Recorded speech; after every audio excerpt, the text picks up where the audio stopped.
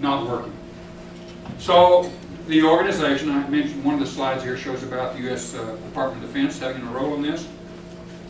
The Department of Defense, because obviously chips were originally made to go in the nose cone of a missile, that's kind of where the first chips were made commercially in the United States, was to go into a missile is it affected the American defense industry.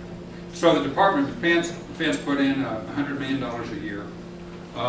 The industry came about to participate and put in $100 million a year. So for the first 5 years of operation, what seems like not so much money now, possibly in relation to manufacturing, was $1 billion to put into this program. And so it came from that source as well. I teach a course in cooperation to the undergraduates at the University of Texas. And you can talk about cooperation and sharing and so on, but the concept really never means nothing. It never means anything unless it's about something. And so Bob Galvin, who I got a chance to interview for this project, this item here at the bottom of the page, cooperation has to be about something. That came from him. So cooperation really doesn't mean anything unless there are some things on the table, right? That you look at some concrete thing, saying, what are we going to do? What's the advantage for me? What's the advantage for you? What are we doing together? How do we move forward to this in such a way that it leads to something? So the collective will and a willingness to change was kind of a backdrop for this.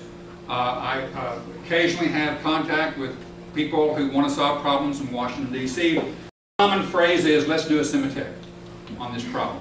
And it never goes anywhere. And it never goes anywhere because no one is ever quite to the dire straits that the U.S. semiconductor manufacturing industry was when they decided to put Sematech together. We touched on the role of the Department of Defense already in putting this together. People who made it were pretty good at making an estimate of what's the size of the problem, what's the size of the resource base that we need to be able to do this, and the industry believed that it would not take this on. It needed the half of the money that it got from the U.S. semiconductor manufacturing industry to be able to take this on. So the partnership with the Department of Defense was huge, but I must also say that because of the, let's say, the fierce independence of the U.S. manufacturers, they said, we want your money, but we don't want you involved in the decision making. Because they had dealt with the Department of Defense before, and they knew the bureaucracy, they would drag that to the bottom of the well if it ever got involved. And so they said, thank you for your money and stay out. And they were able to successfully do that, to get Department of Defense money, make reports of their progress, but to keep Department of Defense decision makers out of what was going on. The top industry leaders that were involved in this were a fellow from National Semiconductor named Charlie Spork. He's known as the father of Sematech because he put this together over a fairly long period of time, maybe a summer or 6 months, where he did the shuttle diplomacy. He had the reputation among the CEOs of the major manufacturers. He did the shuttle diplomacy to say, what would you do to participate in this? So Charlie Spork is known as the father of Sematech for that reason. I had the joy of interviewing him in Silicon Valley as part of the project for this book. The other part of this, of course, as you all know about, is Bob Noyce and his role in this organization. He started 3 major organizations, all of them successful in his lifetime. Certainly Intel is the most famous one, and he came on to Sematech, and basically they had the organization put together, but they did not have a CEO. And he did not want this. He had already retired from Intel and did not want to do this. He was coaxed into doing it. He did a brilliant job, and as many of you know, he passed away or died while he was on the project here at Sematech in about 1990, I believe. The organization had hit its marks, and it was successful, and Bill Spencer became the second CEO after that. But the important part of it for Noyce's importance is not only his knowledge and the leadership that he brought to the organization, but the credibility that he brought to the organization. And the number of people who said, I'm going to Sematech because I want it on my vita or resume that I worked with Bob Noyce. And so they also said, if he says this is important enough to do, it's important enough for me to do. And so people came, and these 12 manufacturing companies gave the talent to come to this consortium and provide the talent to be able to do this work. And a lot of that had to do with seeing that leader out in front of Bob Noyce providing the organization. The last item on this slide is on financial support. And the big issue was they had 3 or 4. You have an IBM and a Motorola on board, but you have also smaller organizations. And the small organizations were fearful that the agenda would be swamped by the people, the big guys. And the big organizations were fearful that the small organization would be free riders, that they would copy and make use of what they learned, but in relation to the small part that they were contributing, that everyone would have an advantage. So the large feared the small, and the small feared the large.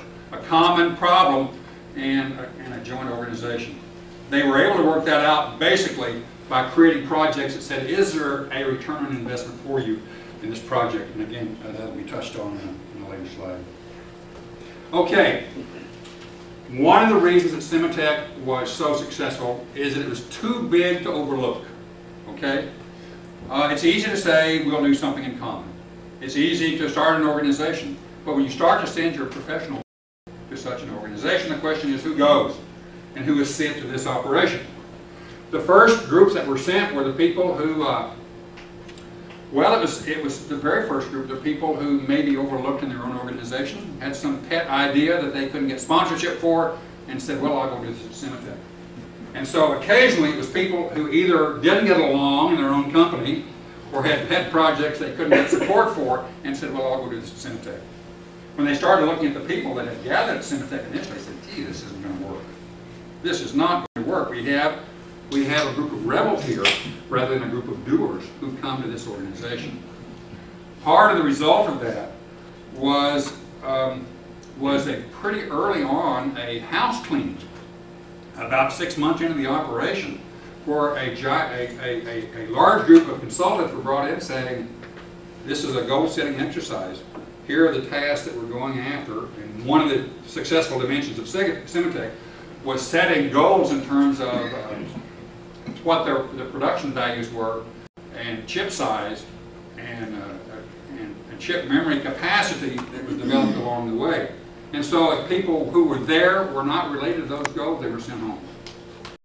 A very key moment in that was when my sponsor for this project, this fellow's name is Turner Hasty from Texas Instruments. They had an early rule that you couldn't go to work at Sematech and return to your own company. There was a fear of competition and people walking on technical knowledge that was valuable said, you can't go home after you've been at Sematech. Well, who can do that? Mainly retired people, or people who were about to retire. So the early starters of Sematech were the over-the-hill gang. And that is, they were people who were on their very last assignment. So, this startup operation takes a lot of energy. So what do you do with people who are on their way to the back gate, taking on a project that takes gigantic effort? Bill Bosch's wife believed that's what killed it. That the energy to drive Sematech forward was what made him have a heart attack 2 years into the organization. The Motorola leaders were also originally selected because they were near retirement. But there was one key conversation that took place, and it is the role of Intel in Sematech in this. And Turner Hasty, my sponsor, was the chief operating officer. And he got a call from the CEO at Intel and said, what can I do to help? And the answer was very simple. Send us your best employees. And so there was a shift that took place from, rather than sending people who had good eyes and could report back home what was going on, a shift to say, send me the doers. Send me people who can finish things and are accustomed to getting projects done. And once that model, both from Intel and from Motorola, was established that this is not a place to go and free ride. This is a place to go and make original contributions to. And once that norm, you know the pride that goes on in these manufacturing companies, your label in relation to someone else's. And the norm developed said, if Intel and Motorola could send our best, we can too. So there's a gigantic shift that went on in the organization to, rather than keep your best talent at home in the manufacturing operation, to send them to a cooperative unit to work on this project. And of course that all kind of rolls together in some ways with the influence that Bob Norris had on the organization, but that's how some of these issues were resolved. Quality of the assignees. I've talked about the project small and large, and I've talked about return on investment, so I'll go on to that.